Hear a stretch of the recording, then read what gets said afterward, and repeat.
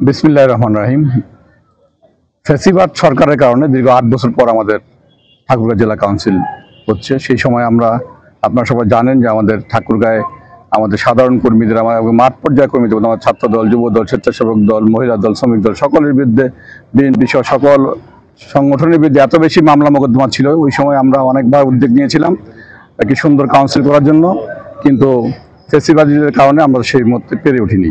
এখন যখন দেশে একটি গণতান্ত্রিক পরিবেশ তৈরি হয়েছে, আপনারা দেখতে পাচ্ছেন ঠাকুরগাঁও একটা সাজসজ্জা হয়ে একদম আমাদের কর্মীরা খুব উৎফুল্ল আছে যে একটি সুন্দর কাউন্সিল হবে ইনশাল্লাহ।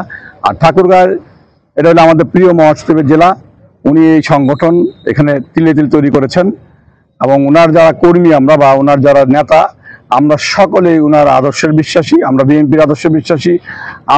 উনি যেভাবে চাবেন সেভাবেই কাউন্সিল হবে এখানে।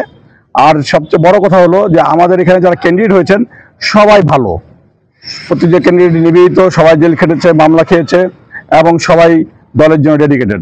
এখান থেকেই আমাদের মহাসচিব আছেন এবং আমাদের মাঠ পর্যায়ে নেতা কর্মী যাকে বাছে নেবেন আমরা তাকেই সানন্দে গ্রহণ করে নিব।